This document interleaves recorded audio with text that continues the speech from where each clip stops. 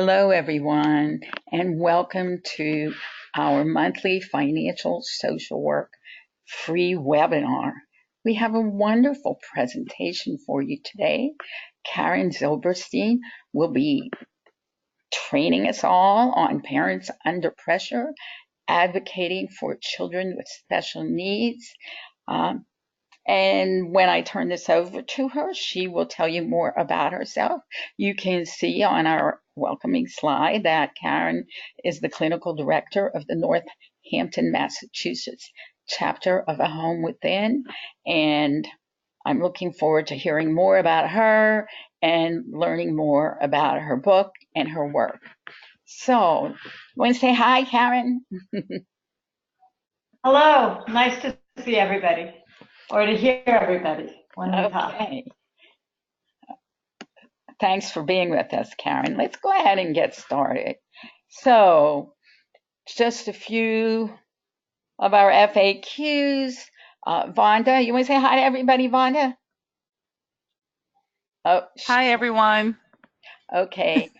Vonda is our consultant, and she is a certified financial social work coach. So she usually puts some stuff into the chat box, and if you want to check that out, you can see what she's added for us. We don't share slides. That is the number one question. The slides are proprietary, but we are recording this and you will be able to watch it on our website, on our Facebook page, and on our YouTube channel by next week. And throughout the presentation, if you have questions, go ahead, type them into the question box, which should be in the rectangle in the upper right-hand corner. And at the end of the presentation, we will answer as many as time permits. And I think Vonda has this link also in the chat box, so that if anyone has any problems, you know where to get help with them today during the session. So we like to start off by talking a little bit about financial social work, since we know that we average quite a few new people to our webinars and to our work every time we do this monthly free webinar. So let's talk a little about financial social work, the basics. What we know after 20 plus years of creating financial social work and working with clients and training graduates around the country and around the world, we know that financial health and well-being is about so much more than dollars, cents, and budgets. So what does that look like?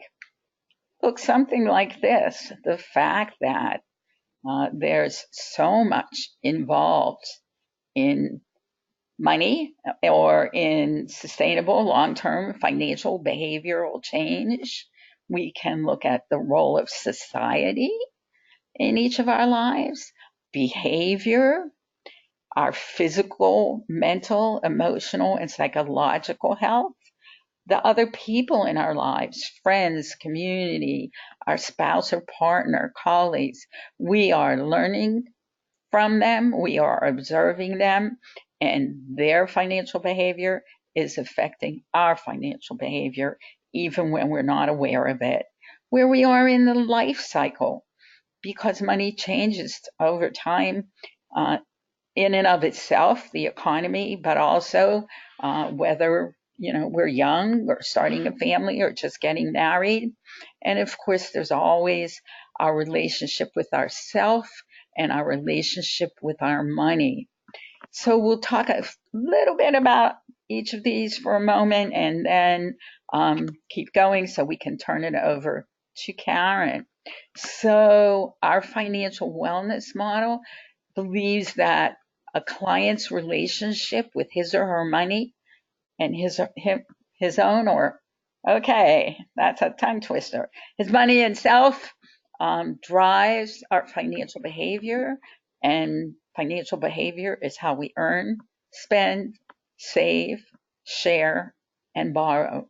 That's a critical component of my work, and we'll talk about it once or two more times so that you really understand where we're coming from before we finish. And we believe that financial behavior, how we earn, spend, save, share, and borrow, determines our financial circumstances. So my little dancing arrow shows you that that's where change happens. A little simplistic, possibly, but it is the essence of the work. And when we talk about relationship with self and with money, we're talking with self-respect, self-esteem, self-approval, self-worth. If you don't feel good about yourself, you're not likely to put in the time or the effort to improve your financial circumstances. And perhaps by now, most of you remember the financial behavior includes how we earn, spend, save, share, and borrow.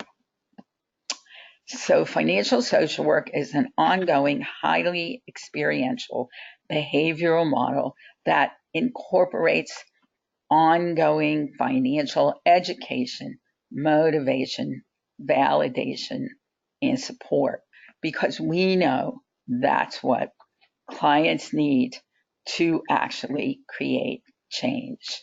It's very interactive, introspective, and strengths-based. It can be used individually or with groups. Either of those approaches has been very successful, and many of our graduates use it to practice financial therapy. Oh, okay, you get to see it twice. So when we talk about the dollars and cents, because that's where we think about money and how we think about it, the reality is that dollars and cents don't make financial choices. They don't, in the form of a credit or a debit or your phone, they don't make those choices. It None of those things jumps out of your wallet or your purse to say that you're getting something. It is your inner money self. We each have an inner money self, and the better acquainted we are with that inner money self, the more likely we are to make healthy financial choices.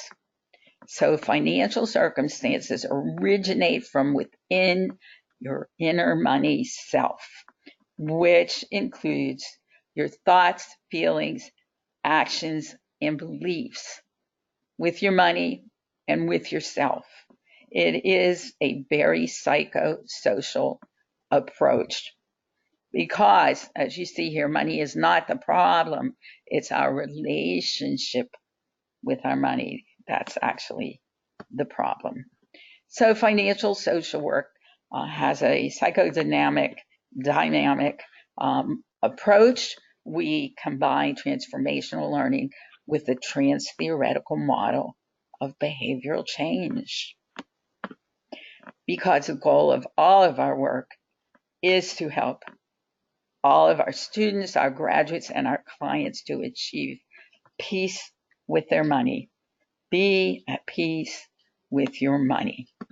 So now that you know a little more what's about financial social work, we have a poll question for you. We like to hear from you and what you're thinking and doing. So we want, as soon as I find, here's my poll questions. So we have been doing a free monthly webinar for many, many years, probably at least 7. And we thought it might be interesting to ask our audience today, since we're starting already to discuss the 2020 webinar schedule. We do have webinars scheduled for the rest of the year. I'll mention the one for next month, actually. But let us know through this poll what you might be most interested in learning more about, because that is our goal, to provide information to our financial social work community. Very interesting. You can choose as many as you like. We're almost at 50%. We usually average around 80%. Maybe when Karen does her polls, she'll get more participation. So I'm going to go ahead and count this down and close it out. You can keep voting for the next few seconds. We love knowing what you want. It will help us in our decision making for future webinars. Okay, 5, 4, 3, 2, 1. Okay, 78% of you voted. Thank you so much. Let me share those results with you. Okay. So you can see debt management. That's so interesting. I do want to point out that in January, the webinar was on consumer credit counseling, and he did a great job. You could watch that on our website or on our YouTube channel. We did one on behavioral economics a few years ago. Those are obviously, you can all see the top two. And investing. We haven't done one on investing in a very long time. I think we have to do that. We did one on the gig economy a while back. Financial infidelity, we had something on that too, but those two aren't as popular. Okay, I am going to hide that poll, and I am going to turn this over to our wonderful guest speaker as soon as, there it is. Okay, there we go. You good, Karen? I'm good. Great. So thank you. Thank you. And I'm really happy to be here and to be able to share this work with everybody. I'm Karen Zilberstein. I'm a psychotherapist by practice. I work with children and families, and I've taught at Smith College School for Social Work and other places on a variety of topics. And part of the material I'm presenting today is actually coming from a book I just published called Parents Under Pressure, Struggling to Raise Children in an Unequal America, that's really looking at parents dealing with a lot of different types of hardships and how well our social service systems do or do not meet their needs. And so disability is one of the topics in the book, and I'm happy to report that the book just won 2 book awards, which was a nice confirmation of the importance of the topic. So I'm going to start just by looking at the scope of the problem, because I don't think it's minor. 1 in 6 children do have a developmental disability. 1 in 5 is anticipated to have a debilitating mental disorder at some point. And if you look at families, not just children, about almost 30% of American families report that somebody in their family, a parent or a child or someone else, is struggling with a physical, mental, or emotional impairment. So we have a lot of people in America who have difficulties in which help needs to be given. And the question is, how well is it being given, and what we can do to encourage it. And I want to put this in the context of the trends and how well we meet it, because I think that always the cultural environment and the socio-political environment is going to impact how parents are responding to these pressures and what we are doing to help them. So the first, a little bit of history here is that really our current social service system and our current conception of family and what parents should do is fairly new.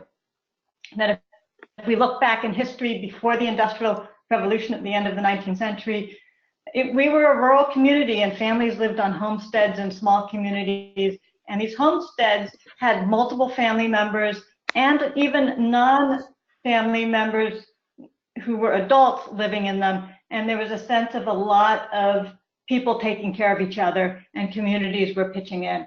And that changed a lot with the Industrial Revolution, the growth of cities, and the family became much more nuclear, with a mother and a father or 2-parent. Now it's 2 parents, not necessarily mother and father, but back then that was the norm. And with parents actually working outside of the house. So the unit was getting smaller and smaller, and the workload of parenting was getting larger and larger.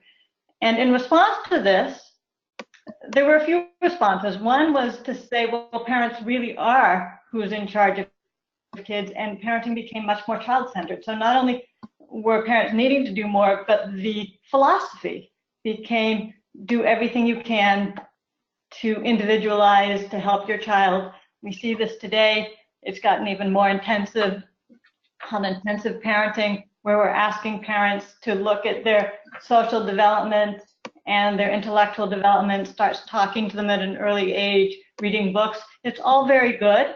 It does help children develop, but it's also very parent heavy. So we're asking parents to do a lot. On the side, starting back then, we did start to put in our social service system, and that grew gradually from, really, it was a 20th century phenomena with the Social Security starting in 1935. We put in lots of programs, Head Start, rules that gave schooling to everybody.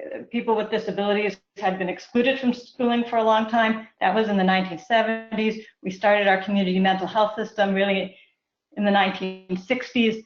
So we put in a lot of supports, but we never really organized them or funded them well.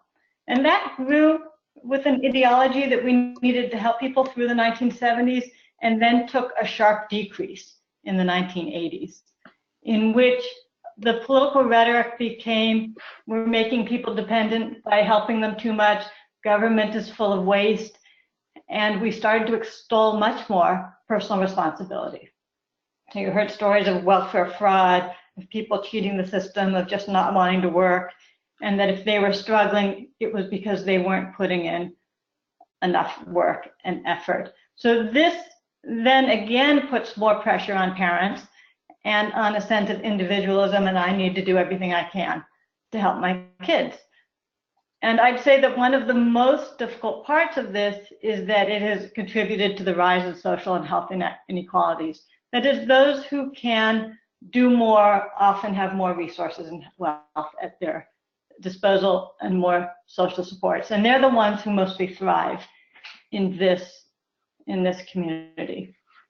So the end result is that parents are really feeling the pressures of this, and especially parents who have children who have some sort of special need, whether it's a physical or emotional or intellectual or some other disability. And what we find over and over again is that parents, the workload is not just taking care of the physical demands of caring for that child, but a whole host of other items that we wouldn't normally think of. And many parents are needing to leave work to care for their children when they have special needs. And it's not just for the physical care, as I said, but it's because they're now needing to coordinate lots of service providers.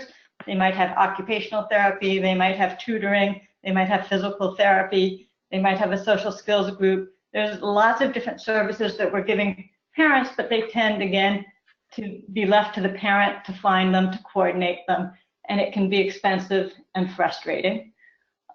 They often feel overly held responsible for their children's conditions, and maybe not for creating them, although sometimes we say, gee, what has that parent done that the child is behaving so poorly, when it may be a neurological condition, but they're blamed for not, when they are perceived as not doing enough to help remedy the child's condition.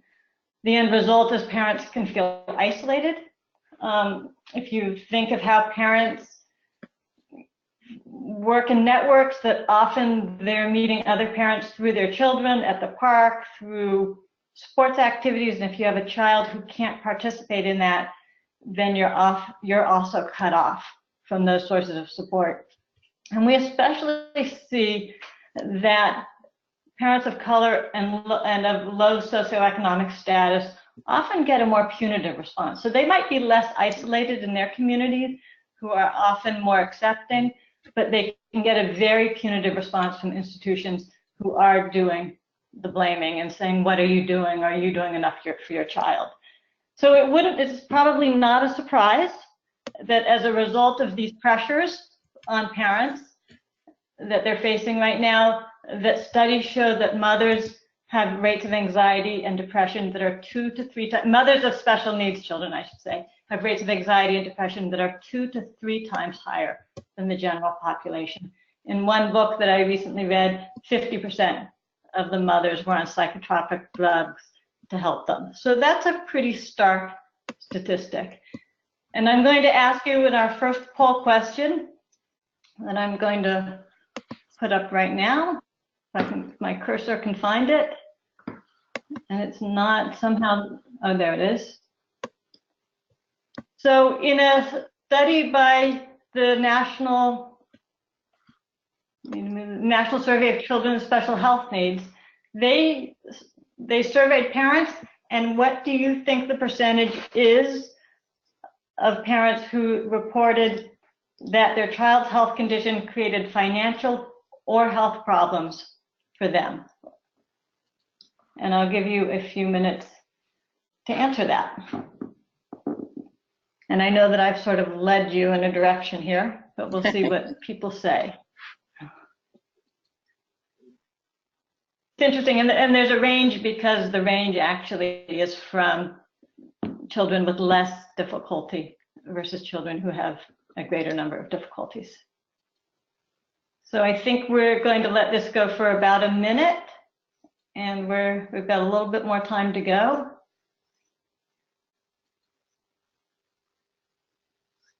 And we did get a 70% response rate, so that's pretty good. It is. Lots of opinions on it. Yeah. Yeah. Rita, we're beating you at 73%. There you go. That's because so I'll count down for the last 5 seconds. 5, 4, 3, 2, 1, and I'm going to close it. So it's actually not as bad as I led you to believe. The answer is actually 22 to 33%. So if the child has a mild condition, 22% of the parents said that they had financial problems, and part of that was having to leave work. And if the child's difficulties were more severe, it was 33%. And people, but I think I agree with the pollers, the people who answered the poll, that probably this was in 2009, 2010, which is the last time we had this question asked. I would suspect that if they repeat that, and they probably will, because it's 10 years now, that we're going to get the higher numbers that people anticipated in this poll, because I think that the financial situation of families has decreased since the recession and other policies, and since wages and have not kept pace, and that it's going to be a higher number. And one study, and again, the number, and the reason I say that is that another study showed that if a family was financially stable and had social supports, that they had a fairly good quality of life, even with a child who had difficulties. But when a family was low income, it was struggling financially and struggling to have enough supports, only 1 in 100 of those families reported a high quality of life. So that's fairly stark. And I think these numbers, if done today, would go higher. So we have a social service system aimed at remedying some of this. And the question is, how well does it work? And I leaned in my book a lot on the work of Linda Blum, who's a sociologist at Northeastern University, and who authored the book Raising Generation RX, Mothering Kids with Invisible Disabilities in an Age of Inequality. And by invisible disabilities, what she was looking at were those children who, if you looked from the outside, they weren't in a wheelchair, they didn't have Down syndrome, they looked on the outside like any other child. And so other parents and teachers didn't necessarily recognize that they had disabilities. And she actually found that those families sometimes suffered the most, because a wheelchair brought on more empathy from others than a child who didn't have self-control or was ADHD, and people thought of that they had a behavioral problem. So what she found was that the social service system was full of what she called dense bureaucracies, that's what she called them, which were funded systems that were underfunded, decentralized, and fragmented. And it was, as a result, they weren't really meeting parents' needs well. Or when they did, it was only after putting a lot of effort, making the parents have a lot of effort and expense. And this ties in a lot to financial social work, in that because this topic has such an impact on the finances of families, for all the reasons I'm saying, that we really do actually have to ask families about their financial struggles and to help them with it. But the schools, for instance, and I'm going to give you a few quotes for the book to just draw out what I mean by these dense, decentralized bureaucracies that are very, very hard and time-consuming for parents to navigate. This is from an educational advocate who was talking about IEPs, which is the individual plan that you make for a child who has disabilities in the school. She says, the IEP language is difficult. The process is not transparent. The rules are many, and they change all the time. It is unbelievably hard for a parent to know the existing resources, what interventions a child needs, and how to fight for them. There is more or less a formula, so parents can get resources if they know the route. If they don't, they end up in meetings screaming, shouting, and bullying, and sometimes that gets them somewhere. And the reasons for this is that schools are legally obligated to provide whatever services are needed, and they can't afford to do it. The mandate is practically unfunded. And teachers cannot meet the vast array of needs. They're trying, but they can't. So this is one of the systems that parents are encountering. The other would be the mental health system. And this is a quote from Karen Franklin, who is the Vice President of Outpatient Services at a clinic here in Northampton. She says, in the mental health system, there is no system for coordination amongst agencies to ensure that all needs and specialties are covered. We can coordinate well within our agency, but outside is harder. We don't always know what other agencies are doing or where to send people for problems we don't cover. And because there is little integration, there are lots of gaps in services, or a family could be getting services from different places, which can be difficult. And then in the disability service, this is from the person who coordinates our local disability service, the Department of Developmental Services. And he says, this sums it up. For this, you've got to apply in this avenue and apply here and apply there, as opposed to here are all your needs. A lot of what DDS does is to help families navigate the system, assist them with getting application and letting them know about opportunities. But it's still a complicated process. Who is funding what and providing what is confusing. And then he adds, and all these resources are limited. Just think about numbers. There's only so much we can offer. So what's the professional role when we're encountering this service? Those of us who are working in the field, and I want to talk a little bit about what professionals can do, and then I'm going to add a little bit about how parents can address this. And one of them is that I think that any professional who's working with families really needs to educate themselves about the different systems. As Anne Green said, there is, what was her wording? There is a formula. There's a formula for going to school. There's key words and key players. And I think it's up to us to think, it's not just up to these families to educate themselves about every keyword and every system and they end up becoming the experts, but we also have to be the experts and educate ourselves, know how to go to a school and advocate for our clients, know what are the words to get DDS to provide the services or the school to provide the services, know who are the other providers in the community who are offering the resources. I get calls from parents who have called 20 places looking for some type of help, and they're exhausted in the end of their rope. It behooves us to know, and there's actually a lot out there in our community. I think it varies by community to community that can help parents, but again, because it's so decentralized and it's not in one place and there's no database, there's no way of knowing unless somebody really tries to educate themselves. So we can know what's available, we can facilitate referrals, we can take some of that burden off of parents. And we can then, if we know the systems of the keyword and the keywords, we can hold those systems accountable and make them do the things they need to do to help families. There's lots of different types of professional help that parents can access. Educational advocates will go to a school meeting and advocate for a child to get the right type of IEP, and they really, even better than a psychotherapist, will know the keywords and exactly what needs to be said to get the help. Often there's educational testing that can be done to help specify what a child needs. Case managers can also, if they're available, can help families get services. Lawyers can go to IEP meetings or others and really try to fight for a family to get them what they need. And then there's also psychotherapists and psychiatrists who can give support and help with some of the emotional problems that not just come from having a child, but that the child might suffer and the parents might suffer. So there's a lot of professionals, but you can imagine if a family is engaging all these services, and there may be other services too, as I said, like occupational therapy, etc., how much time that is actually taking.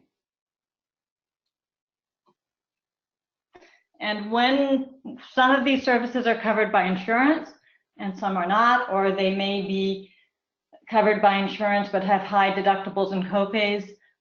So again, we have a system that can really create a lot of financial strain on families. Having a child with special needs is expensive, and it does behoove us to ask parents about their finances and how they're managing them and how they're making decisions, because this is adding an extra burden. It's also, I think, helpful to know what the financial resources are that you can help families with. So an educational advocate and a lawyer might be beyond their expense, but there are sometimes funding available in the community. Here in Massachusetts, our Department of Developmental Services does provide up to $500 for families to hire educational advocates.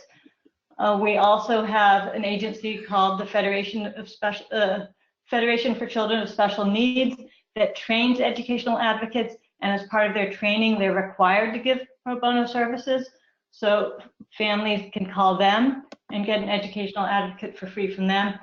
And we also have a few organizations that give grants of up to $500. So parents could, if they have time and energy, piece together some money to help them offset costs. It's not a lot, but it can help. And often, you know, I see it as part of my role to direct parents to these services and to write letters that will help support them get that. But you have to first ask, how are they doing financially? What are the barriers? And explore everything that Rita had talked about before to do that. So here's another poll question about services that I'm going to launch. And the question in 2015, there was a Harris poll. Whoops. And how many people in that poll said that psychotherapy was inaccessible, that they couldn't get psychotherapists, and how many said that they could not afford to have it, of people who want it? And again, we'll take a little bit of time.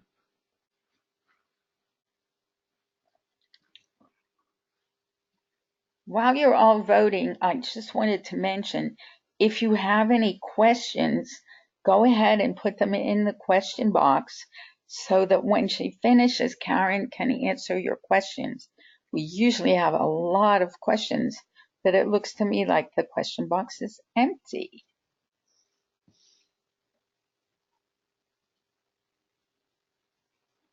Okay, we'll take another 10 seconds or so to finish this one. We have a lot less votes this time, but that's okay. There's definitely a trend going on. So I'm going to do the countdown from 5 to end the poll. 5, 4, 3, 2, 1, and I'm going to close it out. And you guys nailed this one. 33% did find that they could not find services. They were inaccessible, and 50% said that they were not affordable. So at least 50% of people who wanted psychotherapy could not access it in this poll for various reasons, and fairly less. And I would add to that that sometimes the problem is the quality of the services. That services might be inaccessible. In Massachusetts right now, if you want a child psychiatrist, we have about an 8-month waiting list for just about anybody who's looking for that. And psychotherapy, even though we're a psychotherapy-rich community, psychotherapy for children, especially children who have particular needs, I have parents who tell me they've been searching for months, they can't find anybody, or they've gone to the local community mental health center and already been through 3 therapists there. So it's not just is there psychotherapy, but is the psychotherapy tailored to what they need? Do they have an experienced and knowledgeable person who can really help them with the range of problems? And so it's really going to fall then to the parents to try to do that, to find the professionals in their community that can help them the best. The turnover in publicly funded mental health settings ranges from 30 to 60%. So you can see that we have a system that's not really geared towards creating a lot of expertise, and where a family gets to know somebody, then they lose that psychotherapist and they don't have the continuity that they need to really get to make the progress they want. So they want to make sure the professionals have knowledge and experience. And part of that is to really educate parents. I mean, a professional is going to help them navigate the system, so that's part of what they're looking for, but they need to really have a good sense of what they need. And if you're the professional who's working as a case manager or a psychotherapist, because again, any one professional is only going to have one piece of the issue, it's also helping them to understand what they need. And there's a big difference, you know, something can look the same but have different roots. Does a child who has social skills, social difficulties, is that because of emotional problems, or is that because of social skills problems? Because they might need a social skills group, or they might need psychotherapy, or they might need both, but we need to take a careful look. The same with some occupational therapy. Should it be about sensory integration? I'm just throwing out these terms, but as examples, or is it really about physical therapy or occupational therapy? What types of services they need in the schools? The more specific they are, the better they can reach it. How much is the stress of the family impacting the child? How much is the stress of taking care of the child impacting the parent? That's a question we often forget to ask, despite the fact that I've given you overwhelming evidence of that. How is the parent faring? And I often find, well, I'm going to get to that the next slide, but parents often find they have to really work hard to find the therapists and the professionals, the case managers who can help them. But it's well worth it, because it's even more time consuming to be switching providers, to be spending time with people who don't understand the problem and are leading you down the wrong path. So what else can help? Parents who are struggling alone need more social support. And you know, I am making the case that that parents need to show personal responsibility, but our expectations of just how much parents need to do when there's these sorts of difficulties or the problems has gotten a little over the top. So they need more support. And part of the role of professionals is to help parents with those supports, and they might be financial supports, and they might also be social supports. Are there other people in their network can help? I often hear from parents, so I rarely see parents who have neglected their personal responsibility. Those parents don't tend to come to psychotherapy. They're not seeking out the services. They often have a shame about needing help. They've actually accepted the narrative that it's my responsibility, I need to do this. And when I ask them what they need to be able to do it, they often say, well, you know, it's not about me, it's about my child. And I have to say, well, no, for you to take care of your child, you need to be taken care of as well. There's a reciprocal relationship there. And exhausted and you're stressed and you're irritable because of that, that's not helping your child. And we ask parents to keep control of themselves, and we need to teach them to do that. We have a psychotherapeutic techniques for doing that, but we also have to understand that stress is really debilitating, and that if we can relieve some of the stress, that will help. So looking at what financial help do you need, how do you maybe need to restructure your finances, maybe restructure your social supports, what social supports do you need, can be extremely helpful. And in this regard, I feel like it's our responsibility to go back to some of what we had in our history when we had communities more involved. Communities, we know, and community supports have a huge effect on children's outcomes, and that's both directly through the opportunities and supports that they're offering, quality schools, quality recreational activity, neighbors who are looking out for children, peer influences, and other community institutions, and just an environment of safety and health directly influence how well children develop. But communities also have an indirect, in that when they reduce or increase stresses for parents, that indirectly affects how the parent parents the child. So when communities can hold and support parents, parents can do the same for their children. And there's a large literature that shows an association between income, a family's income and neighborhood with a child's well-being and achievement. In fact, when studies have been done that give very low-income families just a little bit more income, less than $100 a month, they find that children's well-being and school achievement increases, their behavioral difficulties decrease, and actually child maltreatment, because there is an association between parent stress and income and maltreatment goes down.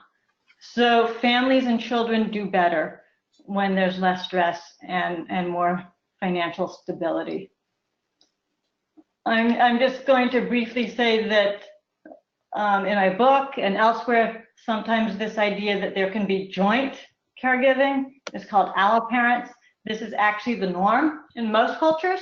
We believe in a nuclear family, and that's the primary dominant structure here, although in immigrant communities and some communities of color, this idea of non-parental caregivers and extended family helping out extensively is much more the norm. It has been the norm throughout history.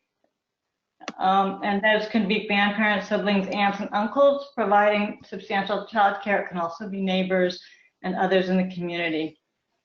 And this type of caregiving tends to decline as communities become wealthier, more urban, and more educated. And I'm bringing it in just as the idea, again, that are we asking parents to do too much on their own? We have these models that have come, and I'm unfortunately doing my slides in the wrong direction. So again, alloparents, if we think broadly, they can be family members, friends, neighbors. They can even be religious communities, which often are extremely important for supporting families, community institutions, schools can play that role, or volunteers. There's now a lot of programs around here and elsewhere where we have mentors who are helping families and helping young adults, coming in a few hours a week and doing whatever the family needs. And in one program that we have in the area, every family that gives birth can get a volunteer who comes in 3 or 4 times a week, 3 or 4 hours a week, to do whatever the family needs. So one of the difficulties we often find with services is that they're very rigid in their function. They can only fund certain things, and a family's need might be quite broader, which is why I'm advocating for communities, which will take me to the last slide, because I know we want to get to pictures soon. But often what a family needs is not what the rigid funding and what the rigid services have. So in this program that I was talking about, they can hold the baby for the child, or they can weed the garden, they can do the grocery shopping. The parent gets to decide what is their highest need, rather than a very defined service that goes in. And often that's what families need. I'm going to give one more quote here from Ruth Geyer, who was a bioethicist who studied babies who were born with difficulties. And she says, real help would be having someone say, how can I help you today and tomorrow and every day? Physically help you. Can I sit with your child so that you can take a shower? That's what they need every day. So if we're going to help, we need to revise a narrative that looks more broadly at what families need, that looks at their finances, their health, their stress level, the number of services, how well organized they are, how much is their responsibility and how much is professional and community responsibility. We need to strengthen communities to really be supporting the families that live with them. We need a workforce that specializes in these so that they can know the language and the keywords and the systems and what's available to families. And we need to encourage innovation programs like the one I spoke to that get out of our rigid thinking about we're going to just provide you with psychotherapy or we're just going to provide you. One family who was given PCA hours, somebody who would come in and help, but they could either use it for cleaning or for childcare. And I thought, why not split it in half and give them both, a certain number of hours, but no, the funding was too rigid for that. And to do that, we're going to need to listen more and more to the voices and needs of our consumers, of our families and children, to see what they need and to create our services around them. So I'm going to end there. I'm happy to take questions. I know I went over a lot of material very, very quickly. And I think to do this, do I send that over back to you, Rita? Yes, Karen, go ahead. So I'm going to give this back to Rita, and she will field questions, and I'm happy to answer any questions that might come up. And Rita has to find. Did you send it back to me? I didn't because it came up with a drop, and I have to find your name. And I'm not sure, is that what's supposed to happen? Because I don't see you here.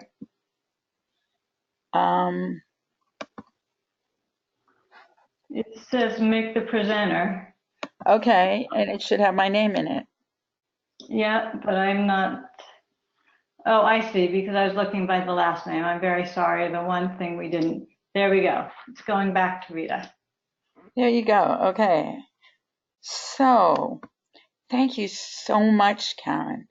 That was so interesting. I'm curious if people want to share with us how many people in the audience have programs such as the one you're describing. That sounds so wonderful, even though you say, how rigid the funding is. But if anybody wants to share in the question box, so Vonda can tell us all what you've written. Do you have programs like that available in your communities? And after we do the book giveaway, Karen has generously offered to give away a book, and we did a drawing, and without giving the complete name, in case someone doesn't want their name out there, we will say that our attendee, Elvira H., has won the book. And if you could go into chat and give us your address, Elvira, we can send that book to you. Congratulations. And thank you, Karen, for that. And before we do the Q&A, I want you all to know that next month's free August webinar is Guidelines for Helping Clients Change Financial Behavior. So we hope that if that's of interest to you, you'll join us on August 15th. Oh, and a quick word about our certification. We do have graduates across the country and around the world, and the certification is self-study and self-paced. It includes 20 CEUs from National NASW for those who need or want them. And there is an online final exam that is included. So now I think we can do the Q&A. All right, Vonda, do you have some questions for Karen? Let's see. Hmm.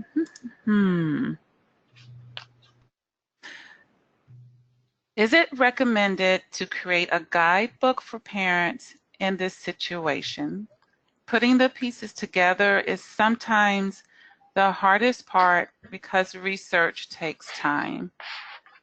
Karen? I think that's a fabulous idea. One of the problems is that it would need to be updated constantly because requirements change, eligibility changes, programs change. And part of the guidebook would need to also be somebody who would be willing to really find out what you need to do to access services and to be able to put in the keywords. I've wondered, I told somebody here that I thought there should be a database that actually the public agencies or cities or government would keep for that, and it hasn't happened. So it is a lot of work. I think it would be great if families had that.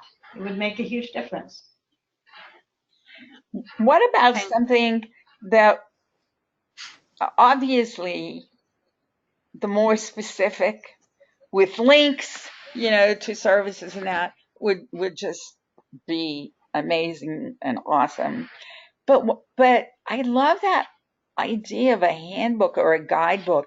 What if it just was a small booklet and covered some of the things from the book, Karen, some of the steps, just an overview for parents. I don't Right. know if that exists, but in my own experience with my own family, it does seem like parents are just on their own, like good luck and goodbye. But something, anything to start the process and be supportive. I agree. And I think that was a nice suggestion from somebody, and maybe I will look into it more and see if there isn't one that exists. I agree, it would be a good thing to put that together. There would need to be a part that would be specific to a community, but there Right. could be some overall suggestions for how to do it so that everybody is not reinventing the wheel all the time.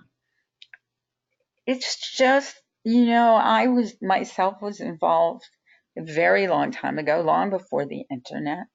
And it was shut. You were totally on your own. Today in 2019, it just feels like that shouldn't be the case. But from what I Right. know about it, it's still the case. Listening to you, it's overwhelming. It's really overwhelming. Anybody else in the audience feeling that way? Well, I know we had a couple of comments, Rita. I think you asked about programs that people may have. Mm-hmm. So here's a comment. We have a Welcome Baby through United Way. We provide visits that offer emotional support and parenting support. Another person says, in our area, we have 211. Under the United Way, this is a beginning place for parents to call and search for resources. Let's see if I got some more questions coming in. Those are Looks like great someone said, suggestions. Thank you. perhaps a guidebook template for social workers / agencies can build a guidebook. Sounds like someone is suggesting a type of a template. Hmm. Mm-hmm. Let's see. And Aging and Disability Resource Centers is another resource. Another comment on working at 211. Oh, someone said they used to work at 211, and they do list resources. Yeah. Yeah, if you can get into certain agencies, you can get the resources, but you have to find those agencies first. And I think it's interesting that those are two United Way programs. So again, somebody came up with this idea and got it funded. We don't have a national system. We have a local system. And there are some good things about a local system in that it can be better matched to local needs, but it also doesn't guarantee that every community has those services. We don't have a United Way 211 program out here. So again, things are very local and fragmented. You move from one area to the next, you have to start all over with the research. That's just plain wrong, but that's my opinion. So I guess I honestly thought that every county had a 211. Yeah, and the fact that it's a United Way is funded office by office. So our United Way collects grants every year and makes funding choices based on the grants that they receive. They don't, they're not coordinating with any other United Ways around that. Little daunting and discouraging. Yeah. Other questions, Vonda? Comments? Well, no, someone did suggest a website which is actually Family Network on Disabilities. And so it's a resource. It looks like it's you know, a resource hub. But the website is F as in Frank, N like November, D, and then it's USA. So that's an acronym for Family Network on Disabilities, USA.org. Yeah, and I do have a resource section at the end of my book that does give some national organizations and other places where parents can call to get advocates and to have people who will help them through the system. Some are local in Massachusetts and others are national in various topics where parents can get help and more resources. So there are some things out there, but again, this is how you find out about it, through talking to other people and finding out what was helpful. Karen, you probably don't see, well, I'm guessing, schools, individual schools or school districts having any kind of information nights or events or... Well, they actually do, in that every school does have a, what's it called?